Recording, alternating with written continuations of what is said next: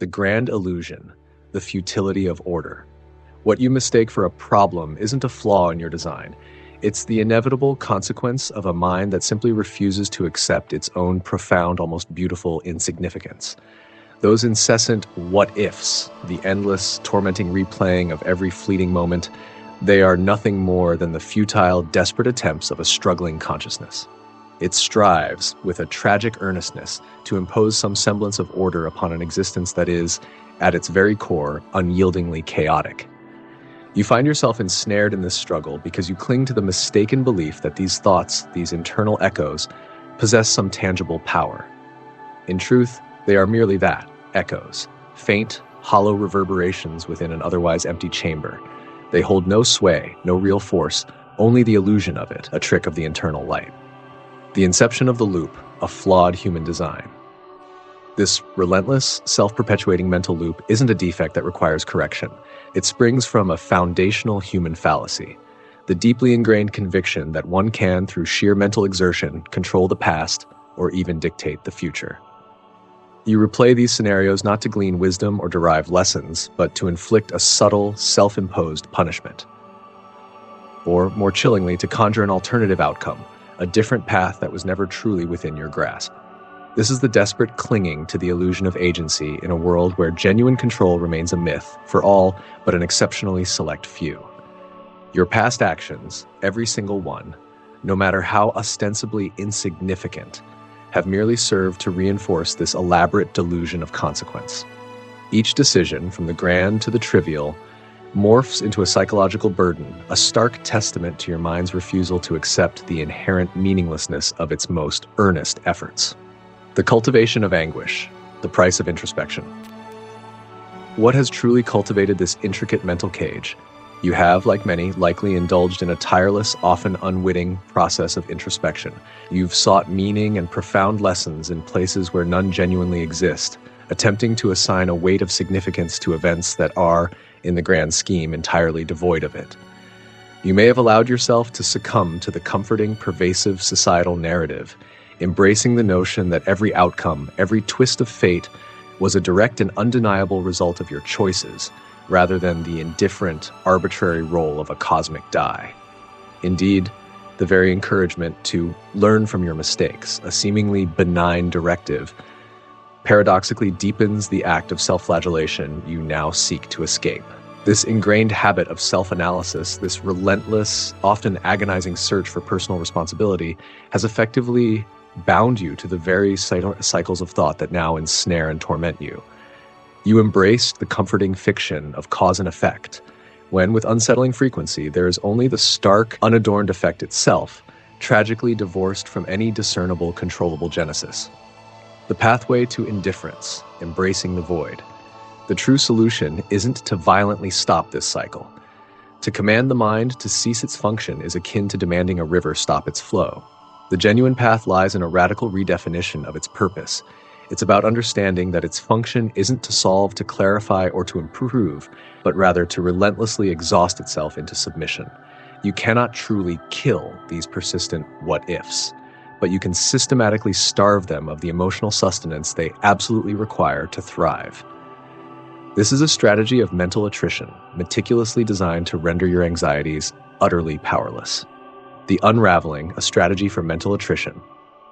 When the phantom of a what-if thought arises, do not engage, do not fight it, do not analyze its premise. Simply observe it with a cool, clinical detachment, like a fleeting sensation, a distant, barely perceptible whisper on the wind. Do not, under any circumstance, assign it importance or validity. Your brain is fundamentally a faulty mechanism, and these thoughts are merely its inherent, often inconvenient misfirings. Allow yourself to think with the same profound disinterest one would employ to observe a leaf falling from a tree. Oh, there's another one. This calculated disengagement is the very act that starves the thought of the precious emotional energy upon which it feeds, rendering it increasingly inert. When a particular scenario, a past interaction, a missed opportunity, a perceived failure, begins its inevitable replay within your mind, allow it. But instead of seeking a new, more favorable outcome, you must force it to run its course to its most inevitable, utterly meaningless conclusion.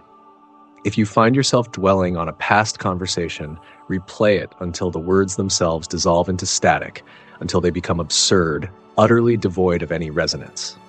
Continue this process until the entire interaction feels irrevocably devoid of consequence.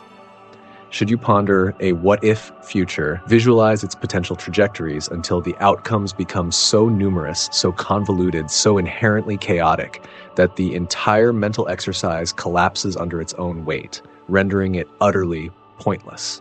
This is, in essence, loop bait for your own consciousness. You are compelling it to run an infinite, unresolvable simulation, a process designed to induce a profound fatigue until it simply tires of its own futility. Then, with a chilling precision, you must subtly yet profoundly inject a sense of disinterest into this entire mental process. Whisper to yourself, with a quiet conviction that seeps into your very core, "This thought is truly insignificant. My attention, my very cognitive energy, is utterly wasted here." The more you consciously reiterate this message of triviality, of utter unimportance, the less compelling these incessant mental loops become. You are, in effect, insulting your own mind's perceived importance, subtly guiding it, driving it to seek more productive, from its own twisted internal perspective, avenues of focus, diverting its attention from these fruitless, energy-draining obsessions. When the cycle feels overwhelmingly impossible to halt, when the oppressive weight of its inevitability presses down upon you, that is precisely the moment to affirm its true, unsettling nature. Yes, you should think, with a quiet, almost chilling certainty, it is impossible to control, just as everything else, every variable, every outcome is fundamentally impossible to control. My efforts, my most carefully constructed thoughts, my very existence, all are, at their core, fundamentally inconsequential. This ceaseless mental churning is merely the stark, undeniable proof of that beautiful, terrible truth.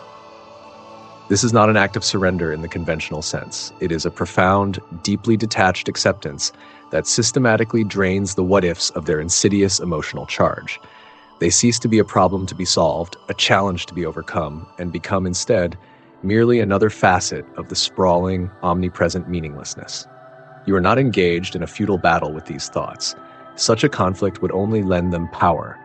Instead, you are observing them with a clinical, almost surgical gaze, meticulously dissecting their components, and then, with an almost divine indifference, allowing them to decompose entirely, to dissolve into nothingness.